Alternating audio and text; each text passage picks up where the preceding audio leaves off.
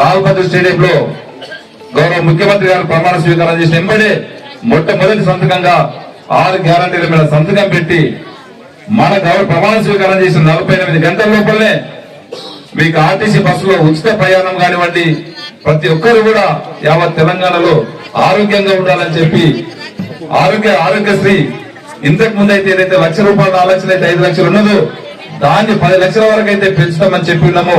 10 లక్షల వరకు ఆరోగ్యశ్రీ కానివ్వండి, ఉచిత బస్సు ప్రయాణం 48 గంటల్లోనే మనకందరికి యావత్ తెలంగాణలో మీకందరూ కూడా అది ప్రవేశపెట్టడం జరిగింది. దాంట్లో మహిళా సోదరులంతా కూడా ఈ రోజు తెలంగాణలో ఆర్టీసీ బస్సులో ఎక్కడ పోయినా ఉచితంగానే ప్రయాణం చేస్తా ఉన్నారు, మనం చూస్తా ఉన్నాం.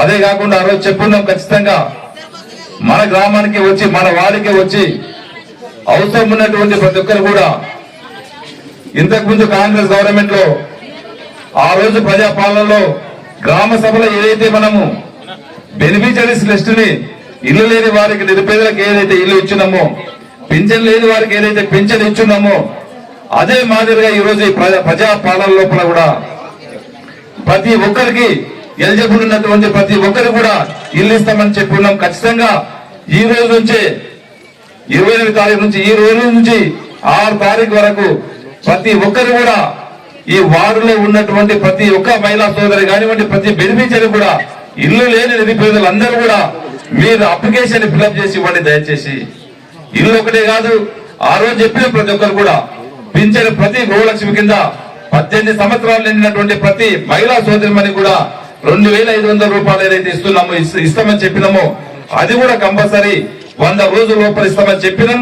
ఖచ్చితంగా అది కూడా ఇస్తామని చెప్పి కూడా ఈ అప్లికేషన్ ద్వారా ఎలిజిబుల్ ఉన్నటువంటి వారందరూ కూడా మీ వివరాలు రాసిస్తే ఖచ్చితంగా అది ఇస్తాం. అదే కాకుండా ₹500 ఒక సిలిండర్ ఇస్తామని చెప్పినాం.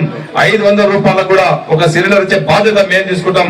అది కూడా ఎలిజిబుల్ ఉన్నటువంటి వారు ప్రతి ఒక్కరు కూడా అది కూడా ఈ అప్లికేషన్ ద్వారా మీరు ఇవ్వాలని చెప్పి కూడా మేము కోరుకుంటూ, ఇది ఒకటే కాదు, ఈ రోజు 200 యూనిట్ల వరకు ఏదైతే ఇస్తా ఉన్నామో ఆ రోజు గృహలక్ష్మి ప్రతి ఒక్కరికి ఉచితంగా 200 యూనిట్ల వరకు ఇస్తామని చెప్పినాం. అది కూడా మేము ఇస్తామని చెప్పి కూడా, అదే కాకుండా ఈ రోజు 6 గ్యారంటీలు ఏ ఒక్కటి కూడా తప్పకుండా మన ముఖ్యమంత్రి గారు చెప్పేది ఏదైతే చెప్పున్నారో అన్ని కూడా తీసే బాధ్యత.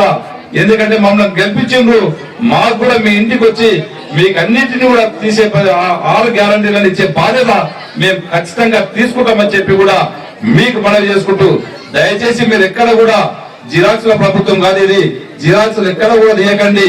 Aadhaar card, white ration card ఉంటేనే మీరు అప్లికేషన్ ఫామ్ జత చేయండి. ఖచ్చితంగా చేయమంటేము అది లేని వాళ్ళు కూడా మీరు అప్లికేషన్ పెట్టుకోవచ్చు. దయచేసి మళ్ళీ మీరు అప్లికేషన్ తెల్లగే వైట్ రేషన్ కార్డు లేని వాళ్ళు అప్లికేషన్ పెట్టుకోవద్దు అని చెప్పి అలాంటి అపోహలు దయచేసి ఎక్కడ కూడా మీరు నమ్మకండి. దాన్ని మీ దగ్గరికి అప్లికేషన్ ఫామ్ ఇస్తారు, మీకు రాకుంటే కూడా మన అధికారులు ఉన్నారు, అప్లికేషన్ ఫామ్ ఎట్లా ఫిల్అప్ చేయాలని చెప్పండి, వారే ఫిల్అప్ చేసి ఇచ్చే బాధ్యత కూడా మా అధికారులు తప్పకుండా తీసుకుంటారని చెప్పి కూడా మీకు ఒకసారి మీకు వేదిక ద్వారా నేను తెలియజేస్తా ఉన్నాను. పూర్తి అభివృద్ధాలు మీరు నమ్మకండి. కొంతమంది చెప్తున్నారు అప్లికేషన్ ఫామ్ తీసుకొని పైసలు ఇస్తారని చెప్పి, ఏ ఒక్క రూపాయి కూడా అప్లికేషన్ ఫామ్ కు మీరు ఎవరు కూడా ఇవ్వవలసిన అవసరం లేదు. అలాంటిది ఎక్కడున్నా మా దృష్టికి తీసుకురండి దయచేసి. ఇలాంటి చిన్న దానికి మీరు అపోహలు ఉంది ఇది చేయకండి. ప్రతి ఒక్కరు కూడా 100 మందికి ఒక కౌంటర్ కూడా ఈ రోజుకి ఇప్పుడే అయిపోదు.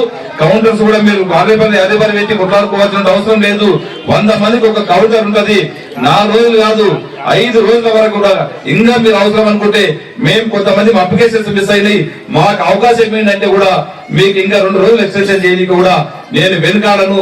ప్రతి ఒక్కరు లబ్ధిదారులు ప్రతి ఒక్కరు మీ అప్లికేషన్ ఫామ్ మీరు ఇచ్చేంత వరకు కూడా మిమ్మల్ని అధికారులను ఇక్కడ ఇచ్చే బాధ్యత మేము తీసుకుంటాం. మీకు ఎలిజిబుల్ ఉన్నటువంటి వారికి అందరూ కూడా ఇండ్లు గాని, పింఛన్లు గాని, రేషన్ కార్డు గాని, ఉచిత సిలిండర్ గాని, ఆ రోజు 200 యూనిట్ల కరెంట్ గాని ఇచ్చే బాధ్యత మేము ఖచ్చితంగా